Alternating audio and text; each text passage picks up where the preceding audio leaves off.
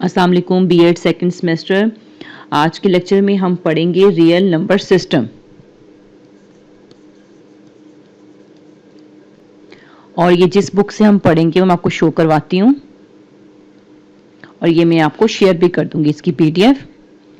Real number system में start में इन्होंने इंट्रोडक्शन दिया हुआ है जिसमें उन्होंने ये डिस्कस किया हुआ है कि आज से पहले जो हमारे पास इनिशियल टाइम था उसके अंदर लोग जो हैं वो कोई भी सिस्टम इंट्रोड्यूस नहीं था काउंटिंग के लिए। डिफरेंट पर्सन्स डिफरेंट चीज़ें यूज़ किया करते थे अदाद शुमार के लिए। जैसे कुछ लोग स्टिक्स यूज़ करते थे, कुछ लोग स्टोन्स यूज़ करते थे और उनके पास जो है कोई सिंबल्स यूज़ करते थे वो किसके लिए, यूनिट्स और टेंस और हंड्रेड्स के लिए, ठीक है। लेकिन उसके बाद एक स्पेसिफिक हमारे पास सिस्टम आ गया है और हम इसको रियल नंबर सिस्टम कॉल कर रहे हैं। इसको स्टार्ट करने से पहले जो है हमें कुछ हम अपना पिछला डाटा रिकॉल कर लेते हैं जो अपनी पिछली क्लासेस में आप लोगों ने स्टडी किया हुआ है।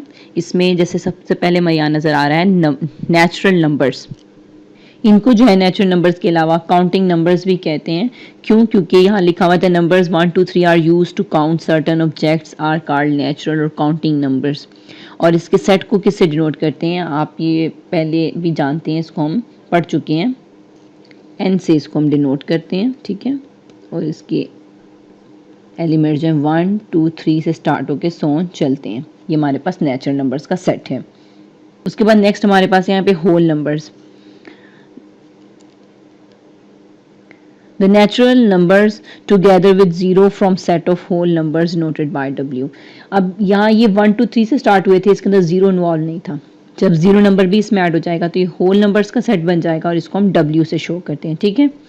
और नेक्स्ट है इंटीजर्स का, इसको हम Z से शो करते हैं और इसके अंदर जीरो भी इन्वॉल्व होगा, 1 2 भी इन्वॉल्व होगा, लेकिन इसके साथ साथ -1 और -2 भी इन्वॉल्व हो जाएंगे। यानी कि दोनों साइड्स पे सोन ये चलते जाएंगे। तो फिर हम इस सेट को इस तरह से भी लिख सकते हैं कि Z is equal to 0 +-1 +-2 +-3 and so on, ठीक है। नेक्स्ट हमारे पास यहाँ पे डेफिनेशन दी हुई है रैशनल नंबर्स की और इरेशनल नंबर्स की। इसमें स्टूडेंट्स जो हैं बहुत कंफ्यूज होते हैं और अक्सर ही पेपर में ऐसा ऑब्जेक्टिव आता है बताएं दिस नंबर इज़ रैशनल और इरेशनल, तो वो कंफ्यूज हो जाते हैं और वो बता नहीं पाते। अगर आप इसको अच्छे से देखेंगे तो फिर आपका कंसेप्ट क्लियर होगा। सो पूरी कंसिडरेशन के साथ इसको सुने। यहाँ पे जो डेफिनेशन लिखी हुई है, the numbers which can be expressed as a ratio of 2 integers. पहला इंटीजर p, ठीक है हमारे पास, और दूसरा q, दोनों क्या है, इंटीजर्स होने चाहिए। और डिनोमिनेटर के ऊपर कंडीशन है वो कभी भी जीरो नहीं होना चाहिए। From sets of rational numbers, अगर ऐसी वो रेशो बनाते हैं हमारे पास p बाई क्यू की फॉर्म में और q कभी भी जीरो ना हो और p और q दोनों इंटीजर हों तो हम बोलेंगे कि ये हमारे पास रैशनल नंबर्स हैं। और अगर वो ऐसा नहीं कर रहे तो वो इरेशनल नंबर्स हैं। यहाँ पे रैशनल और इरेशनल की कुछ एग्जांपल्स दी हुई हैं। ये देखें 1/2 2/3 5/1, कोई भी ऐसा आप नंबर ले लें जिसको आप सिंपल फ्रैक्शन की फॉर्म में लिख सकते हैं। 7/5 9/2, तो हम बोलेंगे ये सब हमारे पास रैशनल नंबर्स हैं। और जिनको हम नहीं लिख सकते, और वैसे भी एक बहुत ही आपको मैं बताऊं इरेशनल के बारे में कि तमाम स्क्वायर रूट जो कि कंप्लीट स्क्वायर रूट नहीं होते, जैसे अगर 4 लेती हूँ तो उसका स्क्वायर रूट हमारे पास 2 आ जाता है। मैं को यहाँ पे शो करवाती हूँ। यहाँ पे अगर फॉर एग्जांपल मैं स्क्वायर रूट लेती हूँ 64 का, तो आपको पता है ये कंप्लीट स्क्वायर रूट है, तो ये हमारे पास आंसर आ जाएगा 8, ठीक है। कैसे? यहाँ पे आ जाएगा 8 का स्क्वायर, तो ये कट कर हमारे पास 8 आंसर आ जाएगा। तो ये हमारे पास रैशनल नंबर होगा। लेकिन अगर मैं आपसे कहूँ कि √54 का, तो ये कंप्लीट स्क्वायर नहीं है, तो ये इरेशनल है। तो तमाम जो इस तरह के स्क्वायर रूट्स होंगे जो कि कंप्लीट स्क्वायर रूट नहीं है, तो वो हमारे पास क्या हो जाएंगे, इरेशनल हो जाएंगे। एक तो ये इरेशनल से रिलेटेड हिंट है आपके लिए, और इस चीज़ को उसने इस बॉक्स में भी शो किया है। अब जो हमारे पास रैशनल और इरेशनल है वो आगे फर्दर थोड़ा सा और मैं एक्सप्लेन करती हूँ कि किस तरह आप आइडेंटिफाई इनको मज़ीद कर सकते हैं कि ये हमारे पास रैशनल और इरेशनल हैं। उससे पहले यहाँ पे एक डेफिनेशन है वो डिस्कस कर लेते हैं रियल नंबर्स की, कि अगर हम रैशनल नंबर्स के सेट को भी और इरेशनल नंबर के सेट को भी कंबाइन कर दें, यानी कि उनका यूनियन ले लें, तो हमारे पास रियल नंबर बन जाता है, ठीक है। अगर हम इनमें इनको कंबाइन करते हैं, इनका यूनियन लेते हैं, तो हमारे पास r बनता है। लेकिन अगर हम इनका इंटरसेक्शन ले लें तो रैशनल और इरेशनल में कभी भी कुछ भी कॉमन नहीं होगा, तो इनका हमेशा जो है इंटरसेक्शन वो एक फाई यानी एम्प्टी सेट आएगा, ठीक है। तो हमारे पास रियल नंबर की डेफिनेशन इनके यूनियन से आती है और एक फर्दर हमें और भी स्टेप पता चलता है कि इनका इंटरसेक्शन जो है वो 5 होता है, बिकॉज इनके बीच में कुछ कॉमन है ही नहीं। जिनको हम पी बाई क्यू की फॉर्म में लिखेंगे वो रैशनल होंगे और जिनको नहीं लिख सकेंगे वो इरेशनल होंगे। तो ये दोनों आपस में कभी भी कुछ भी सेम नहीं रखेंगे, कॉमन थिंग इनमें नहीं होगी। ये भी ऑब्जेक्टिव पॉइंट ऑफ व्यू से यहाँ पे एक बनाया हुआ है कि इरेशनल नंबर्स हैं ये पाई, ई और ये जो हमारे पास गोल्डन रेशो लिखा हुआ है साय, ये जो है हमारे पास इरेशनल नंबर्स हैं। लेकिन अगर आप पाई को देखें तो हम अपने सिंपल इसको फ्रैक्शन में किस तरह लिखते हैं पाई को, पाई की वैल्यू को आप लोग इस तरह से देखते हैं, पाई इज इक्वल टू 22/7। ठीक है, तो ये आप कहेंगे हमने पी और क्यू की फॉर्म में लिखा हुआ है, तो फिर ये तो हमारे पास रैशनल होना चाहिए, जबकि वहां पे लिखा हुआ है कि ये जो हमारे पास फेमस इरेशनल नंबर है। तो इस तरह की चीज को चेक करने के लिए फिर हम आगे फर्दर कुछ डेफिनेशंस करते हैं जिससे हमें क्लियर हो जाएगा कैसे हमें पता चलेगा कि ये 22/7 जो है वो रैशनल है या इरेशनल है। नेक्स्ट पेज पे फ्लिप करते हैं तो यहाँ पे हमें नजर आएगा लिखा हुआ है decimal representation of real numbers, कि जो हमारे पास रियल नंबर्स है अगर हम इनको डेसिमल्स के पॉइंट ऑफ व्यू से इनकी डेफिनेशंस को देखें तो हमारे पास इनमें एक दी हुई है रैशनल नंबर्स, एक दी हुई है टर्मिनेटिंग डेसिमल फ्रैक्शंस, एक दी हुई है रिक्योरिंग जिसको हम बोलते हैं पीरियोडिक टू, यानी इसको रिक्योरिंग बोल लें या इसको बोल लें पीरियोडिक बोल लें, and non terminating decimal fractions और इरेशनल नंबर्स। यानी कि यहाँ पे 4 डेफिनेशन आपके सामने लिखी हुई जिसको ए और बी में कैटेगराइज किया गया। रैशनल नंबर्स ये और ये रैशनल नंबर्स हो सकते हैं और इरेशनल नंबर्स जो इरेशनल होंगे हमारे पास उसके बारे में बताया गया। तो सबसे पहले यहाँ पे डेफिनेशन देखते हैं रैशनल नंबर्स की, जो मैंने आपको फोकस करवाया पाई इज इक्वल टू 22/7 पे। इन डेफिनेशंस के बाद हम उस पे आएंगे कि वो कैसे हमारे पास इरेशनल है। तो rational numbers the decimal representation of rational number is of 2 types. कहता है आप अगर डेसिमल्स में रैशनल नंबर्स को देखना चाहते हैं तो वो 2 टाइप्स के आपको मिल सकते हैं, टर्मिनेटिंग एंड रिक्योरिंग। टर्मिनेटिंग वो होंगे a decimal fraction which has only a finite number of digits in its decimal part is called a terminating decimal। इस लाइन का क्या मीनिंग है कि अगर आप लोग किसी भी फ्रैक्शन को डिवाइड करते हैं और जब आप उसका आंसर देखते हैं तो वो आंसर जो है वो फाइनाइट नंबर हो, यानी कि 0.2 हो जाए या 0.875 हो जाए, स्टॉप हो रहा है, ऐसा कोई आंसर जो स्टॉप नहीं हो रहा चलता ही जाए, उसको हम टर्मिनेटिंग डेसिमल फ्रैक्शन नहीं बोलेंगे। फॉर एग्जाम्पल मैं यहाँ पे √3 लेती हूँ और मैं इसको कैलकुलेटर पे चेक किया तो इसका आंसर ये आ गया। ये 7/5 पे भी स्टॉप नहीं कर रहा, ये चलता ही जा रहा है, ये कहीं पे स्टॉप नहीं कर रहा, तो इसको हम नहीं कॉल कर सकते कि ये हमारे टर्मिनेटिंग डेसिमल फ्रैक्शन नहीं है। मतलब हम इसके बारे में बोलेंगे ये हमारे पास टर्मिनेटिंग डेसिमल फ्रैक्शन नहीं है। तो कौन सी होंगी जो कहीं ना कहीं स्टॉप कर जाएंगी, जैसे वहां पे आपके सामने ये आपको नजर आ रही है कि 1 को आप 5 पे डिवाइड कर रहे हैं तो जो आप क्या आ रहा है 0.2, तो इट्स मीन ये स्टॉप कर रहा है, तो ये टर्मिनेट है। इसको हम लोगों ने देखा कि ये चलता नहीं जा रहा, जरूरी नहीं ये एक वर्ड के ऊपर स्टॉप कर जाए। इसके साथ देखिए यहाँ पे लिखा हुआ है 7/8, तो इसका क्या आंसर आया हमारे पास 0.875, तो ये 3 डिजिट्स के बाद स्टॉप कर गया। तो ऐसी तमाम फ्रैक्शंस जिसको हम लोग जब देखें वो डेसिमल के बाद स्टॉप कर जाएं किसी एक नंबर पर आके, 4, 5, 6 नंबर्स के बाद भी, लेकिन वो रुक जाए, फिनाइट हो, तो हम बोलेंगे वो हमारे पास टर्मिनेटिंग डेसिमल फ्रैक्शन है। और ऐसी फ्रैक्शन जिसको हम डिवाइड करें, फॉर एग्जांपल 4 को अगर हम 9 पे डिवाइड करते हैं तो हमारे पास आंसर आता है 0.444, इस तरह चलता जाएगा, ये स्टॉप नहीं कर रहा, तो इसको हम बोलेंगे ये पीरियोडिक डेसिमल है, यानी कि रिक्योरिंग डेसिमल है। और ये क्या है, इसमें रेपिटेशन आ रही है, एक ही डिजिट जो है बार बार रिपीट होता जाए, तो इसको हम पीरियोडिक कॉल करेंगे। और इस पीरियोडिक में भी जरूरी नहीं कि एक ही डिजिट बार बार रिपीट हो रहा हो, इस तरह से भी हो सकता है। फॉर एग्जांपल अगर मैं 9 को 11 पे डिवाइड करती हूँ जैसे कि यहाँ पे सामने शो है, तो आंसर आता है 0.818181 और बार बार यही रिपीट होता जाएगा। तो जरूरी नहीं सिर्फ एक ही डिजिट का रिपीट होना पीरियोडिक है, कोई 2 डिजिट सेम भी रिपीट हो सकते हैं, 3 डिजिट भी सेम रिपीट हो सकते हैं। तो इन तमाम को जो बार बार रिपीट हो रहे हैं हम क्या बोलेंगे, ये हमारे पास रिक्योरिंग डेसिमल फ्रैक्शंस हैं।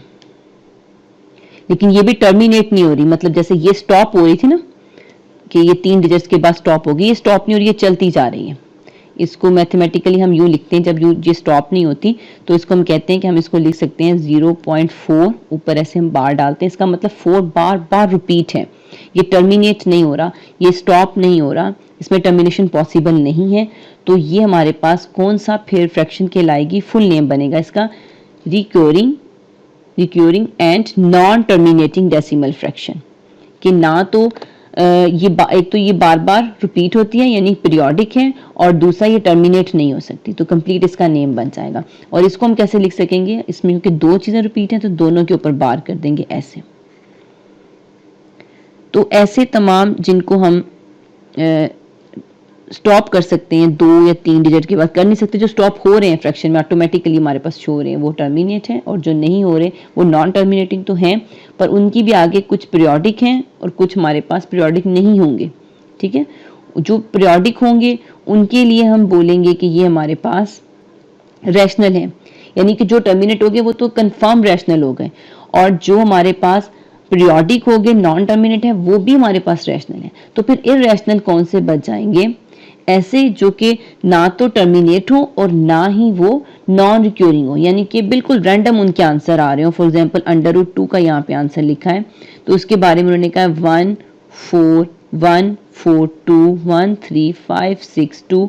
तो क्लास इसमें देखें ना तो कोई रेपिटेशन हो रही है, अगर 1 4 1 4 के आगे होती रहती तो हम इसको कॉल कर लेते हैं ये हमारे पास रिकरिंग है। तो ना तो इनमें रेपिटेशन हो रही है और ये चलते भी जा रहे रुक भी नहीं रहे, तो ये किसी भी सूरत रैशनल नंबर नहीं है। तो हम डेसिमल से भी आइडिया लगाते हैं कि ये हमारे पास रैशनल है या नहीं है। तो तमाम ऐसे नंबर जो ना तो स्टॉप करती हों और ना ही रिपीट होते हैं तो उनको हम बोलेंगे वो हमारे पास इरैशनल नंबर्स हैं। तो मैं आपको शुरू में कह रही थी कि मैं अपनी पाई की वैल्यू को इससे रिलेट करूंगी इन द एंड। तो अगर हम पाई की वैल्यू को देखें, जो हमारे पास हमने ये शुरू में कहा था कि 22/7, अगर हम इसका कैलकुलेटर पे आंसर चेक करें 22/7 का, तो फ्रैक्शन में देखें कि इसका आंसर क्या आता है। यहाँ पर जो पीडीएफ है बुक की उसमें भी शो नजर आ रहा है कि हमारे पास पाई का आंसर जो 22/7 के इक्वल होता है किसके है, 3.141559265353897 यानी ये चलता ही जा रहा है, रुक भी नहीं रहा और कुछ भी रेपिटेशन भी इसमें नहीं है। तो हमें पता चल गया कि ये जो नंबर है ये इरैशनल है। ठीक है, तो इस तरह आप इजीली चेक कर सकते हैं कोई नंबर रैशनल है या इरैशनल, कि आप उसको से डिवाइड कर दें, अगर तो वो टर्मिनेट हो जाए तो भी वो रैशनल, अगर वो पीरियोडिक हो जाए तो भी वो रैशनल, अगर वो दोनों काम ना करे तो ना तो वो टर्मिनेट हो रहा हो और ना ही वो पीरियोडिक हो रहा हो, तो हम कह देंगे वो हमारे पास इरैशनल है। ठीक है, ये बहुत मैंने आपको फुल डिटेल के अंदर कंसेप्ट दे दिया रैशनल और इरैशनल का, सो इससे रिलेटेड ऑब्जेक्टिव आपका गलत नहीं होना चाहिए। उसके बाद हमारे पास इसे कवर करने के बाद यहाँ पे एग्जांपल दी हुई, जब मैं एक्सरसाइज करवाऊंगी तो उसी में कवर हो जाएगी। और यहाँ पे है प्रॉपर्टीज दी हुई है रियल नंबर की। अब हम रियल नंबर की प्रॉपर्टीज देख लेते हैं। अब हमें पहले तो ये बात क्लियर नहीं थी कि हमारा पेपर जो है वो किस टाइप का होगा, अभी तो हमें पता चल गया कि पेपर में एमसीक्यूज होंगे। तो ये प्रॉपर्टीज इस पॉइंट ऑफ व्यू से भी बहुत इंपॉर्टेंट है कि कोई भी प्रॉपर्टी लिख कर दी जा सकती है और आपसे पूछा जा सकता है कि ये कौन सी प्रॉपर्टी है, मतलब इस प्रॉपर्टी का नेम क्या है। ठीक है, हम पढ़ रहे हैं रियल नंबर की प्रॉपर्टीज। और रियल नंबर मैंने आपको जब रैशनल पढ़ाया तो उसमें मैंने बता दिया आपको कि रियल नंबर जो है वो रैशनल और इरैशनल के यूनियन से बनता है। तो रियल नंबर्स में हमारे पास नंबर्स होंगे ना, अब इन नंबर्स के ऊपर कुछ प्रॉपर्टीज हैं, यानी कि आर एक सेट है जिसके अंदर नंबर्स हैं, और इनको हम कुछ इस तरह से भी अगर हम आर को थोड़ा और डिटेल में अपने देखना चाहें कि किस तरह ये सारे नंबर्स को अपने अंदर कवर करता है, तो आप इस तरह देख सकते हैं। अगर ये आपके पास सेट ऑफ नेचुरल नंबर्स है, उससे पहले इसके अंदर हमारे पास 1 2 3 काउंटिंग यूं चलती रहती है। इसके बाद इसमें अगर जीरो भी इन्वॉल्व कर देते हैं तो ये नेचुरल नंबर्स के बाद इसमें होल नंबर्स यानी जीरो भी इसने इन्वॉल्व कर लिया, ये आ जाता है। अगर इसके बाद हम इसके अंदर इन्वॉल्व कर दें तो इसमें हमारे पास जी आ जाता है, यानी कि उसके अंदर कैसे एलिमेंट्स हैं, जीरो भी है, फिर प्लस -1 प्लस -2, यानी कि माइनस वाले सारे जब ऐड हो जाएंगे, पहले सिर्फ 1 2 3 फिर जीरो फिर माइनस वाले सारे ऐड हो गए, और उसके बाद जी के बाद हमारे पास फिर बनेगा रैशनल और फिर बन जाएगा इरैशनल, और फिर जो इन सब को कवर कर लेगा ऐसे इस तरह से कवर कर लेगा वो हमारे पास आर बन जाएगा। तो आर के अंदर हमारे पास नंबर्स हैं जिनकी हम कुछ प्रॉपर्टीज पढ़ने लगे हैं, जिनको हम स्टार्ट करने लगे हैं। पहली प्रॉपर्टी हमारे पास जो दी हुई है, हर प्रॉपर्टी जो विद रिस्पेक्ट टू एडिशन भी है और विद रिस्पेक्ट टू मल्टीप्लीकेशन भी है। एडिशन यानी कि ऐड के पॉइंट ऑफ व्यू से भी हम उस प्रॉपर्टी को देखेंगे, मल्टीप्लीकेशन ही के उसकी ज़रब की के लिहाज से भी हम उसकी प्रॉपर्टी को चेक करेंगे। पहली प्रॉपर्टी है क्लियर प्रॉपर्टी। और क्लियर प्रॉपर्टी क्या होती है? अगर हम रियल नंबर्स में से कोई दो नंबर्स लें, फॉर एग्जांपल मैं ये आर एक रियल नंबर लेती हूँ, इसके अंदर बहुत सारे एलिमेंट्स मौजूद हैं, ठीक है, और उनके नेम्स हम रख लेते हैं, ए है, बी है, सी है, डी है, ई है, यानी बहुत सारे एलिमेंट्स जो हैं वो इसके अंदर मौजूद हैं और ये चलता जा रहा है। मैंने ये रियल नंबर की एग्जांपल ये कि इसके अंदर ऐसे एलिमेंट्स हैं, इसके अंदर जो है वो असल में 1 2 3 4 और फ्रैक्शन और पॉइंट्स बहुत सारे नंबर होंगे, लेकिन मैं बता रही हूँ कि अगर रियल नंबर में से कोई हम एक छोटा सा सबसेट भी उठाते हैं या हम कोई एक ऐसे रियल नंबर का सेट लेते हैं, अगर हम एक रियल नंबर में से कोई एक डिजिट लेते हैं ए, ठीक है, और कोई एक और इसी में से हम एलिमेंट लेते हैं बी रियल नंबर्स में से, यानी कि दो हम लोगों ने एलिमेंट एक सेट में से लिए हैं, ये सेट है हमारे पास, इसमें से मैंने कोई दो एक एलिमेंट लिए हैं। अगर मैं इन दो एलिमेंट्स को अब ऐड कर देती हूँ तो उनका आंसर भी जरूर इसमें होगा, ये होती है क्लियर प्रॉपर्टी। कोई चीज क्लियर प्रॉपर्टी इसमें होल्ड करती है नहीं होती, ये बात का क्वेश्चन, लेकिन पहले तो ये समझना है कि क्लियर प्रॉपर्टी है क्या। इसी किसी एक सेट के दो एलिमेंट्स को लिया जाए और अगर उनको ऐड कर दूं तो भी उसका आंसर भी उसके अंदर मौजूद हो, तो मैं बोलूंगी ये मेरे पास क्लियर प्रॉपर्टी होल्ड कर रही है, क्लियर प्रॉपर्टी है, ये विद रिस्पेक्ट टू एडिशन होगा। इसी तरह अगर मैं दो एलिमेंट्स ले लेती हूं और मैं कहती हूं एक एलिमेंट का नाम है ए, एक एलिमेंट का नाम है बी, और वो मैंने आर में से ही लिए हैं, और अगर मैं उन दोनों एलिमेंट्स को मल्टीप्लाई कर दूं, यानी ए को बी से मल्टी कर दूं और मुझे उसका जवाब फिर से मिल जाए आर से, ये जो मैं बीच में साइन बना रही हूँ बिलोंग का साइन है कि जब मैं ए और बी दोनों आर में से ले रही हूँ तो उनको जब मैं मल्टीप्लाई करूं तो भी जवाब आर में हो, तो हम बोलेंगे क्लियर प्रॉपर्टी होल्ड कर रही है। अब इसकी बेटर अंडरस्टैंडिंग के लिए मैं आपको एग्जाम्पल देती हूँ, फिर इससे आपको ये प्रॉपर्टी और भी क्लियर हो जाएगी। इसकी एग्जाम्पल के लिए फॉर एग्जाम्पल मैं कहती हूँ ये मेरे पास एक सेट है और सेट के एलिमेंट्स कुछ भी ले लेते हैं। फॉर एग्जाम्पल मैं कहती हूँ इस सेट के मैं 2 एलिमेंट्स लेती हूँ 1 और -1, और मैं आपसे पूछूं कि इसके अंदर क्लियर प्रॉपर्टी होल्ड करती है या नहीं, तो पहले क्वेश्चन होगा कि क्लियर प्रॉपर्टी किस रिस्पेक्ट से पूछ रहे हैं, कि इसके अंदर जो क्लियर प्रॉपर्टी होल्ड करती है वो विद रिस्पेक्ट टू एडिशन भी चेक करें और clear property with respect to multiplication भी चेक करें, दोनों के रिस्पेक्ट चेक करें कि क्या क्लियर प्रॉपर्टी होल्ड करती है। तो पहले हम इसको एडिशन के रिस्पेक्ट चेक कर लेते हैं। देखिए ये एक एलिमेंट है, ये एक एलिमेंट है, अगर मैं इसका एक एलिमेंट इसमें से उठाती हूँ 1 और दूसरा एलिमेंट मैं इसी में से लेती हूँ -1, ठीक है, मैंने बोला अगर हम इसको ऐड कर ले दोनों एलिमेंट्स को, a प्लस बी भी जो है बिलोंग करना चाहिए आर से, ऐसे बोला था हमने क्लियर प्रॉपर्टी, अगर हम ए और बी उसमें से लेते हैं तो ये a और ये b मैंने चूज किया है, तो अगर मैं इसको ऐड करती हूँ 1 में -1 को तो ये कट के जवाब 0 आ जाएगा। तो क्या 0 आपको इस सेट में नजर आ रहा है? नहीं नजर आ रहा, तो हम कहेंगे जी कोई से भी दो एलिमेंट, आप 1 और 1 को भी चेक कर सकते हैं। देखिए 1 एक एलिमेंट लें और दोबारा से एक एलिमेंट 1 ले लें, आप देखिए इन दोनों एलिमेंट्स को आपस में ऐड करें तो जवाब तो 2 आता है।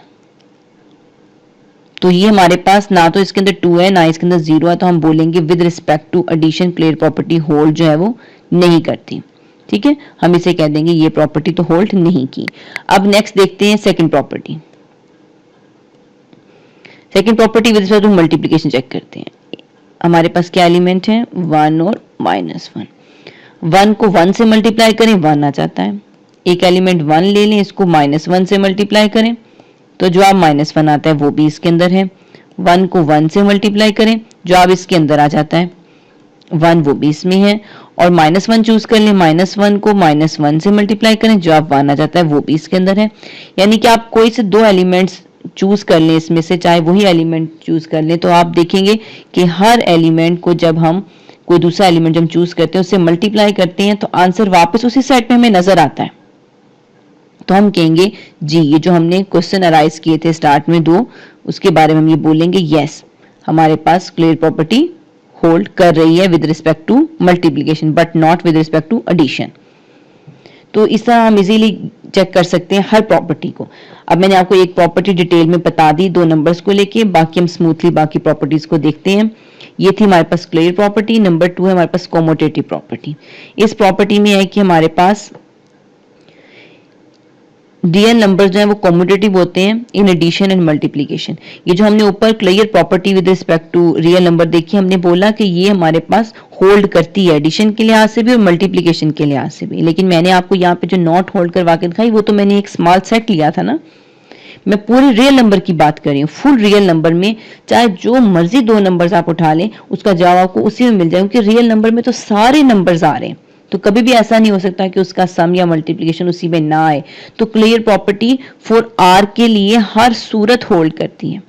इसी तरह सेकंड प्रॉपर्टी है कॉमोटेटिव प्रॉपर्टी। अगर आप रियल नंबर्स के कोई से कहता है 2 एलिमेंट्स उठा लें, एक को ए लें और एक को बी लें, उनको आपस में ऐड करें, यानी कि एक एलिमेंट को दूसरे एलिमेंट में ऐड करें या दूसरे एलिमेंट को एक एलिमेंट में ऐड करें पहले वाले में, तो ये हर सूरत आपस में इक्वल होंगे, तो इसको हम बोलते हैं ये कॉमोटेटिव है। या फिर आप एक को दूसरे से मल्टीप्लाई करें या दूसरे को पहले से मल्टीप्लाई करें, आंसर सेम आएगा। इसको देखें 1 को 7 में ऐड करें या 7 को 1 में ऐड करें, जवाब तो 8 ही होगा। तो ये होती है कॉमोटेटिव प्रॉपर्टी जो कि रियल नंबर्स में होल्ड करती है। इसी तरह एसोसिएटिव प्रॉपर्टी है a प्लस बी प्लस सी, यानी कि चाहे आप पहले b प्लस सी को सॉल्व करके a में ऐड कर दें, चाहे a b को आपस में ऐड करके c में ऐड कर दें, हर सूरत दोनों का जवाब सेम होगा। ये property with respect to addition और मल्टीप्लिकेशन दोनों सूरतों में रियल नंबर्स के लिए एग्जिस्ट करती है। उसके बाद डिस्ट्रीब्यूटिव प्रॉपर्टी आ जाती है। Distributive law of multiplication over addition holds for numbers. The general form of distributive law is defined as, ये डिस्ट्रीब्यूटिव लॉ दिया हुआ है। एक हमारे पास यहाँ पे राइट हैंड डिस्ट्रीब्यूटिव लॉ है और एक लेफ्ट है, ये राइट है ये लेफ्ट है, यानी कि जिसमें ब्रैकेट के इस तरफ लिखा होगा उसमें बोलेंगे राइट हैंड और इसको हम बोलेंगे लेफ्ट हैंड। ये भी होल्ड करता है, यानी वो बोल रहा है अगर आप पहले b प्लस सी को ऐड करके a से मल्टीप्लाई कर दें या फिर a को b से मल्टीप्लाई करें और a को c से मल्टीप्लाई करें और फिर इनको ऐड करें, सेम ही आंसर होगा। तो ये प्रॉपर्टी भी रियल नंबर्स में होल्ड करती है। आपको इसका पता है कि ये कितनी इजी प्रॉपर्टी। फॉर एग्जांपल मैं यहाँ लिखती हूँ a प्लस बी प्लस सी, तो इसका भी वही आंसर होगा जो a को b से मल्टीप्लाई करें या a को c से मल्टीप्लाई करें और फिर इनको ऐड करते हैं। तो ये प्रॉपर्टी डिस्ट्रीब्यूटिव प्रॉपर्टी कहलाती है और ये भी रियल नंबर्स के लिए होल्ड करती है। इसी तरह हमारे पास आ गई है आइडेंटिटी प्रॉपर्टी। अब ये इंपॉर्टेंट है, ये बच्चे जब मिक्सअप करते हैं इसे गौर से देखना है। आइडेंटिटी जो प्रॉपर्टी है वो एडिशन के लिए डिफरेंट है आइडेंटिटी और मल्टीप्लिकेशन के लिए डिफरेंट है। और जो ये आइडेंटिटी होती है ये हर एक सेट में जो है ना हमारे पास यूनिक होती है। यूनिक मतलब ये सिर्फ एक ही हो सकती है पूरे सेट में। अब मेरे पास इतने बड़े आर सेट के अंदर जिसमें ढेर सारे नंबर्स हैं जो मैंने आपको शुरू में शो भी करवाए हैं, उनके अंदर सिर्फ एक नंबर है जो हमारे पास क्या है, एडिटिव आइडेंटिटी है, और वो है 0। ये आप लोगों ने जुबानी याद कर लेना। 0 जो है वो एडिटिव आइडेंटिटी है आर के अंदर। और इसी तरह एक मल्टीप्लिकेटिव आइडेंटिटी हमारे पास इसमें वो है 1। इसको एडिटिव आइडेंटिटी क्यों कहते हैं? कहता है ये एक ऐसा नंबर है आर के अंदर कि आप इसको जिस मर्जी नंबर में ऐड कर दो वही नंबर दोबारा आ जाता है। फॉर एग्जांपल मैं कहती हूँ रियल नंबर में से एक ए बिलोंग कर रहा है आर में से और मैं इस ए के अंदर ऐड कर देती हूँ 0 या फिर 0 के अंदर ऐड कर दें ये नंबर, तो जवाब हमेशा ए ही आएगा। आप 0 को आर के किसी भी नंबर में ऐड कर दें जवाब वही नंबर आता है। तो हमारे पास ये जो 0 है ये एडिटिव आइडेंटिटी है, मतलब इसको किसी भी नंबर में ऐड करें तो वही नंबर आ जाता है। अब हमें ऐसा ही कोई नंबर मल्टीप्लिकेशन के लिए भी ढूंढना है। कोई एक ऐसा नंबर हम आर में से लेते हैं कि जब हम उसको मल्टीप्लाई करें उस नंबर से तो जवाब वही नंबर दोबारा आ जाए। तो अगर मैं 0 से मल्टीप्लाई करती हूँ तो जवाब तो 0 आ जाएगा, वही नंबर तो दोबारा नहीं आया ए। तो अगर आप यहाँ पे देखिए इसको ढूंढना चाहते हैं तो आप कह सकते हैं कि इसकी जगह 0 की जगह आप 1 लिखें, तो ए को 1 से मल्टीप्लाई करें जवाब ए ही आएगा, 1 को ए से करें जवाब ए आएगा। लेकिन एक ऐसा नंबर है 1 हमारे पास रियल नंबर में कि हम उसको जिस मर्जी रियल नंबर से मल्टीप्लाई कर दें जवाब वही नंबर दोबारा आएगा। तो हमारे पास रियल नंबर में जो एडिटिव आइडेंटिटी है वो है 0 और जो मल्टीप्लिकेटिव आइडेंटिटी है वो है 1 और ये यूनिक है। यूनिक मतलब बस यही वो दो ऐसे नंबर्स हैं जिसको जिस मर्जी नंबर में ऐड कर दो या जिस मर्जी नंबर से मल्टीप्लाई कर दो वही नंबर दोबारा आ जाता है। इसको हम बोलते हैं कि आइडेंटिटी प्रॉपर्टी। अब आगे देख लेते हैं इनवर्स प्रॉपर्टी। इसी तरह जिस तरह हर रियल नंबर में एक आइडेंटिटी हमारे पास थी और एक मल्टीप्लिकेटिव आइडेंटिटी थी, एक एडिटिव आइडेंटिटी थी, जिसको किसी में भी ऐड करें या मल्टीप्लाई करें वही नंबर आ जाता था। इसी तरह हमारे पास रियल नंबर के अंदर एक इनवर्स भी मौजूद है हर नंबर के लिए।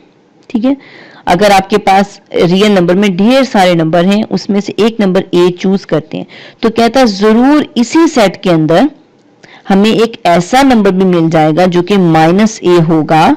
जब हम उनको आपस में ऐड करें तो जवाब 0 हो जाए। इसी तरह वो कहता है अगर हम कोई एक नंबर b चूज कर लेते हैं तो इसके लिए एक -b ऐसा मौजूद होगा जिनको हम ऐड करें तो अब जवाब 0 हो जाता है। यानी कि हर ऐसा नंबर जब हम उसको उसके नंबर में कोई एक ऐसा नंबर जिसको हम उसके अंदर ऐड करें जवाब 0 हो जाए तो वो नंबर एक दूसरे के इनवर्स कहलाते हैं। ये एक दूसरे के एडिटिव इनवर्स हैं। तो हर नंबर के को अगर आप उसका साथ माइनस से मल्टीप्लाई कर दें तो हमारे पास जो है उसका एडिटिव इनवर्स आ जाता है। फॉर एग्जांपल मैं बोलूं 7 है, मुझे इसका रियल नंबर में एडिटिव इनवर्स ढूंढना है, तो कौन सा वो एक ऐसा नंबर होगा जब हम इसको इसमें ऐड करें तो जवाब 0 हो जाए। यानी आपने जवाब 0 लाना है, कौन सा एक ऐसा नंबर होगा जो 7 में ऐड करूं तो जवाब 0 हो जाए। तो आप फौरन से कहेंगे जी -7। तो अब मैं आपसे पूछूं कि 6 का एडिटिव इनवर्स क्या है तो आप लोगों ने फौरन जवाब देना है -6। आपसे मैं पूछूं 102 का एडिटिव इनवर्स क्या है तो आप कहेंगे -102। आपसे मैं पूछूं -1000 का एडिटिव इनवर्स क्या है तो आप फौरन से जवाब देंगे +1000, क्योंकि जब आप इनको ऐड करेंगे तो जवाब 0 हो जाएगा ना।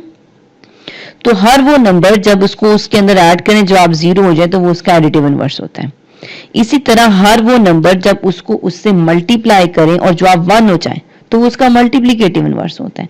फॉर एग्जांपल मैं आपसे इसी 7 के लिए जो जिसके लिए आपने एडिटिव इनवर्स ढूंढा था -7 और जवाब 0 हो गया था, इसी के लिए कहूं कि मल्टीप्लिकेटिव इनवर्स ढूंढें कि जवाब 1 हो जाए। ऐसा नंबर ढूंढी कि जब हम इसको आपस में मल्टीप्लाई करें तो जवाब जो है वो हमारे पास 1 हो जाए। तो आप फौरन कहेंगे 1/7।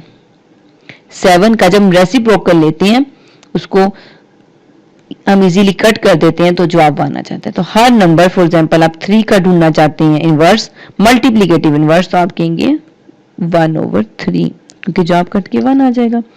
तो एडिशन में साथ में साइन चेंज कर देने से हमारे पास एडिटिव इनवर्स आ जाता है और मल्टीप्लिकेशन में उसको ऑपोजिट कर देने से हमारे पास जवाब 1 आ जाता है, वो उसका मल्टीप्लिकेटिव इनवर्स होता है। तो ये आपका ऑब्जेक्टिव जो है बहुत अच्छे से कवर हो जाना चाहिए।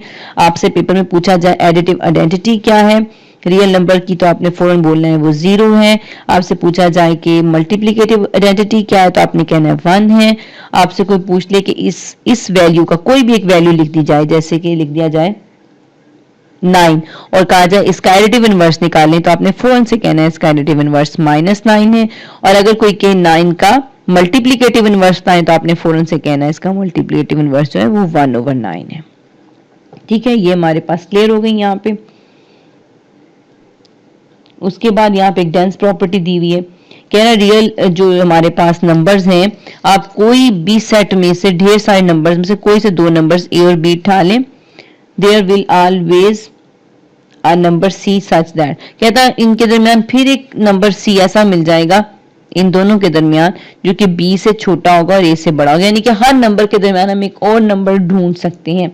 ये देखिए वही चीज जो मैंने आप लोगों को पीछे ड्रॉ करके दी हुई थी वो इस पे बनी भी हुई है कि नेचुरल नंबर्स के पास 0 नहीं होता, जब वो आ जाता है तो वो होल बन जाते हैं। जब ये नेचुरल और होल मिलके इंटीजर्स के साथ मिलते हैं तो फिर हमारे पास यानी इसमें नेचुरल भी आ गया, होल भी आ गया और ये माइनस वाली वैल्यू भी आ गई, ये मिलके इंटीजर बना देती हैं। उसके बाद जिनको हम फ्रैक्शन में लिख सकते हैं, फिर ये हमारे पास रैशनल आ जाते हैं, जिनको हम फ्रैक्शनल में नहीं लिख सकते वो इरेशनल आ जाते हैं, और फिर इन सब नंबर्स को मिला के हमारे पास एक रियल बन जाता है। ठीक है, ये रियल, इसमें ढेर सारे नंबर हैं, तो हर दो नंबर के दरमियान भी तो कितने सारे फ्रैक्शंस वाली वैल्यू होंगी। इसीलिए हर टाइम कहते हैं कि कोई से भी दो नंबर ढालें तो उसके अंदर भी हम छोटी छोटी एक फ्रैक्शन वाला नंबर ढूंढ लेंगे। तो रियल नंबर्स में बहुत ज्यादा हर तरह के नंबर हमारे पास मौजूद हैं। ये हमारे पास एक सेट है जिसके अंदर तमाम सेट्स को मिला के एक बड़ा सेट बनाया गया है। आगे हमारे पास एक्सरसाइज 1.1 शुरू हो गई है, तो इसको देख लेते हैं। फर्स्ट क्वेश्चन में तो कहा आइडेंटिफाई करें कि कौन से रैशनल और कौन से इरेशनल। मैंने आपको फुल डिटेल में इनके बारे में बताया, तो आप इजीली बता सकते हैं। 25 अंडर रूट जो है इसका, तो हमारे पास फौरन से जवाब आ जाता है कि इसका स्क्वायर रूट क्या है, 5 है। तो 5 को 5/1 लिख सकते हैं, यानी कि हम p/q की फॉर्म में लिख सकते हैं। तो इसका डेसिमल्स में भी कोई इशू नहीं पड़ रहा, तो हम बोलेंगे ये रैशनल है। ठीक, उसके बाद हमारे पास यहाँ पे है 2.25, ये भी टर्मिनेट हो सक रहा है, इसको भी हम बोलते हैं ये रैशनल है। अंडर रूट 21 जो है इसके बारे में हम बोलेंगे नहीं, ये नहीं है, क्योंकि ये कंप्लीट स्क्वायर रूट नहीं है, और वैसे भी आप इसका जब कैलकुलेटर से वैल्यू देखेंगे तो आपको इसकी डेसिमल अगर टर्मिनेट आ रहा हुआ तो फिर हम बोलेंगे, अदरवाइज हम बोलेंगे नहीं ये टर्मिनेट नहीं है। अगर पीरियोडिकली रिपीट हो रहा हो तो भी ये सब आप कैलकुलेटर से खुद चेक कर लेंगे। कुछ को तो कैलकुलेटर से चेक करने की जरूरत ही नहीं है, हम इजीली बता सकते हैं कि वो रैशनल है या नहीं है। ठीक है, क्वेश्चन नंबर 2 में उन्होंने कहा है कि आपके पास डेसिमल्स दिए हुए हैं, इसे कॉमन फ्रैक्शन में आप लोगों ने कन्वर्ट करना है। तो इसका एक छोटा सा मेथड है, वो मैं आपके साथ डिस्कस करती हूँ। फर्स्ट क्वेश्चन है 0.13 यानी डेसिमल के बाद हमारे पास यहाँ पे दो नंबर हैं 1 और 3, और बार का ऊपर क्या मीनिंग है, ये रिपीट हो रहे हैं 1 3 1 3 1 3 और चलते जा रहे हैं, स्टॉप नहीं कर रहे हैं। तो इसको देख लेते हैं। हम कहेंगे 0.13 बार का मीनिंग है 0.13 13 13 सोन चलते जा रहे हैं। तो इसका प्रोसीजर ऐसा है कि आपने देख लेना है हमारे पास पॉइंट के बाद दो नंबर्स हैं, तो आप लोगों ने उतने ही 1 के साथ 0 लगा के मल्टीप्लाई करते हैं। अगर ये पॉइंट के बाद 1 नंबर रिपीट कहते तो हम इसको 10 से बोथ साइड पे मल्टीप्लाई करते, लेकिन यहाँ पे क्योंकि पॉइंट के बाद दो नंबर्स हैं तो हम इसको 100 से मल्टीप्लाई करेंगे दोनों साइड्स पे। हम लिखेंगे multiply with 100 on both sides. इस साइड पे जब हमने 100 से मल्टीप्लाई किया, तो मल्टीप्लाई करने से पहले बल्कि हम इसका नेम रखेंगे कि जो हमारे पास x है इसको हम लेट कर लेंगे इस नंबर को कि 0.131313 ये जो नंबर चल रहा है इसको हम खुद से एक्सपोज कर लेंगे। अब हम इसको दोनों तरफ 100 से मल्टीप्लाई करेंगे तो आ जाएगा 100x इज इक्वल टू, क्योंकि 100 से मल्टीप्लाई करेंगे तो आ जाएगा 13.131313 और ये चलता जा रहा है। डेसिमल जो है वो मूव कर जाएगा इधर 100 से मल्टीप्लाई करने से। अब हम जो हमारे पास आंसर आया, अब इसको हम पिछले वाले आंसर से माइनस कर देंगे, यानी इस इक्वेशन को इसमें से माइनस कर देंगे 100x माइनस x और 13.131313 सोन को माइनस कर देंगे 0.131313 सोन से। जब हमने इनको सब्ट्रैक्ट किया तो यहाँ जाएगा 99x और यहाँ पे बच जाएगा, इसको इसमें से माइनस करके सारा सेम वैल्यू होगी ना हमारे पास, यहाँ पे माइनस होकर सिर्फ 13 बच जाएगा। तो यहाँ हमारे पास आएगा x is equal to 13 divided by 99। तो ये देखिए हमारे पास जो क्वेश्चन था वो था 0.13 बार, हमने इसको डेसिमल से फ्रैक्शन में लिया है। तो यही मेथड है बाकी क्वेश्चंस के लिए भी। अगर आपने 0.259 को चेंज करना है तो आप इसको पहले एक्सपोज कर लेंगे। अब बोलेंगे जी x इज इक्वल टू है 0.259 बार के इक्वल, इसको आप खोल के लिख लेंगे 0.259 259 एंड सो ऑन। और क्योंकि ये पॉइंट के बाद 3 वैल्यूज हैं तो आप इसको 1000 से दोनों साइड पे मल्टीप्लाई करेंगे, फिर दोनों इक्वेशंस को बिल्कुल इस तरह डील करेंगे। न्यू आने वाली को पिछले वाली प्रीवियस वाली से सब्ट्रैक्ट करेंगे and then you will get the fraction answer. ये सारे क्वेश्चंस भी हो जाएंगे। थर्ड क्वेश्चन में उसने कहा है which of the following sets have clear property with respect to addition and multiplication. तो इसको आप चेक करेंगे बारी बारी कि ये जो यहाँ पर आप लोगों के पास सेट्स दिए हुए हैं डिफरेंट, इनमें से कौन सी होल्ड करता है। मैंने आपको ये पीछे करवाया भी था। एक देख लेते हैं, जीरो को देखना क्या है कि जीरो जो है क्लियर प्रॉपर्टी होल्ड करता है with respect to addition, addition के रिस्पेक्ट भी बताना है और मल्टीप्लिकेशन के रिस्पेक्ट भी बताना है। क्लियर प्रॉपर्टी के लिए क्या है, हम लोगों ने उसी सेट के नंबर्स को आपस में ऐड करके देखना उसी में है और मल्टीप्लाई करके भी देखना है। तो देखिए अगर मैं इसके जीरो को जीरो में ही ऐड करती हूँ तो जवाब जीरो ही आ जाता है, तो जीरो इसमें है तो मैं बोलूंगी क्लियर प्रॉपर्टी होल्ड कर रही है विद रिस्पेक्ट टू एडिशन। अब जीरो को जीरो से ही मल्टीप्लाई करूंगी, जवाब जीरो आ जाएगा तो मैं बोलूंगी जीरो इसमें है, जीरो भी बिलोंग कर रहा है इस सेट से, जैसे ये जीरो सेट से बिलोंग कर रहा है तो मैं बोलूंगी जी इसके अंदर मल्टीप्लिकेशन भी होल्ड कर रही है। इसी तरह बाकी में भी आप चेक कर सकते हैं, जीरो वन, इसमें जब वन को वन से ऐड करेंगे टू हो जाएगा तो इसमें एडिशन के रिस्पेक्ट नहीं करेगी, मल्टीप्लिकेशन के रिस्पेक्ट कर जाएगी। ये आप खुद बारी बारी चेक करेंगे। उसके बाद यहाँ पे कुछ प्रॉपर्टीज दी हुई हैं, ये आप लोगों ने आइडेंटिफाई करनी है कि कौन सी प्रॉपर्टी यहाँ पे यूज की गई है। फर्स्ट प्रॉपर्टी को देखें, 2 + 0 = 2। जीरो को किसी भी नंबर में ऐड कर दें तो वही नंबर दोबारा आ जाता है। तो जीरो यहाँ पे क्या है, रियल नंबर में मैंने बोला था एक यूनिक नंबर जीरो मौजूद होता है जिसको हम बोलते हैं एडिटिव आइडेंटिटी। उसे किसी भी नंबर में ऐड करें तो वही नंबर आ जाता है। तो हम बोलें कि नंबर वन जो है ये हमारे पास कौन सी प्रॉपर्टी लिखी हुई नजर आ रही है, एडिटिव आइडेंटिटी लिखी हुई है। 2 की जगह 7 भी लिखा होगा तो भी हम इसे एडिटिव आइडेंटिटी ही बोलेंगे, ठीक है। सेकेंड में हमारे पास दिया हुआ 3 + 5, 5 + 3, यानी कि 3 को 5 में ऐड करें या 5 को 3 में। कौन सी प्रॉपर्टी है, कोमोटेटिव प्रॉपर्टी। और यहाँ पे ए के अंदर ऐड किया गया है -a को, जो आप जीरो हो रहा है। तो कौन सी प्रॉपर्टी है, जब मैंने बोला था कि ए किससे आपसे पूछ लिया जाए कि इसका इनवर्स बताएं, तो इनवर्स दो तरह के हो सकते हैं, मल्टीप्लिकेटिव इनवर्स और एडिटिव इनवर्स। एडिटिव इनवर्स वो होता है जिसमें जब उनको आपस में ऐड करें तो जवाब जीरो आ जाए, और मल्टीप्लिकेटिव इनवर्स वो होता है जिसमें इनको मल्टीप्लाई करें तो जवाब 1 आ जाए। तो 1 तो आ ही नहीं रहा, जीरो आ रहा है। इसका मतलब ये दोनों हमारे पास एडिटिव में देखने हमने, जब a को प्लस करें -a में तो जवाब जीरो आ रहा है। तो इसका मतलब यहाँ पे कौन सी प्रॉपर्टी यूज की गई है, एडिटिव इनवर्स यूज किया गया। इसी तरह आपने सारी प्रॉपर्टीज को चेक कर लेना है। ये आपके पास एसोसिएटिव को शो कर रही है। नेक्स्ट ये जो आपके पास मल्टीप्लिकेटिव आइडेंटिटी है, ये जो आपके पास 6 1 है, ये associative property with respect to addition है, ये associative property with respect to multiplication थी। ये जो है वो commutative property with respect to multiplication है, ये commutative with respect to addition थी। ये जो है हमारे पास डिस्ट्रीब्यूटिव लॉ है, ठीक है, और ये ओवर मल्टीप्लिकेशन है। ये जो है 2/5 का इनवर्स यानी कटकर 1 जवाब आया हुआ है, इसका उल्ट लिया हुआ है। इसके बारे में बताती हूँ। अगर आपसे कोई पूछे कि 2 का मल्टीप्लिकेटिव इनवर्स पाएं तो आप कहते हैं जी इसका मल्टीप्लिकेटिव इनवर्स है 1/2, क्योंकि इन्हें कटकर जवाब 1 आ रहा है। अगर आपसे कोई पूछ ले 7/2 का मल्टीप्लिकेटिव इनवर्स तो आप इसका रेसिप्रोकल लेंगे 2/7, क्योंकि इनको कट के जवाब 1 नहीं आएगा। तो 7/2 का मल्टीप्लिकेटिव इनवर्स हमारे पास क्या होता है, 2/7 होता है। तो इसी तरह यहाँ पर हमारे पास 2/5 का रेसिप्रोकल लिखा हुआ है 5/2, ये दोनों कट के जवाब 1 देते हैं। तो ये हमारे पास कौन सी प्रॉपर्टी लिखी हुई है यहाँ पे, मल्टीप्लिकेटिव इनवर्स। और यहाँ पे ये हमारे पास again associative property with respect to addition दी हुई है। सारी प्रॉपर्टीज अब आप लोगों को क्लियर हो गई हैं। इसको आप जब स्लोली देखेंगे एक एक को तो आप इजीली गेस कर लेंगे कौन सी प्रॉपर्टी कौन सी है। इस तरह से यहाँ पे हमारे पास एक्सरसाइज 1.1 खत्म हो गई है। अब नेक्स्ट लेक्चर में जो है हम एक्सरसाइज 1.2 और उससे पहले जो डाटा है वो डिस्कस कर लेंगे।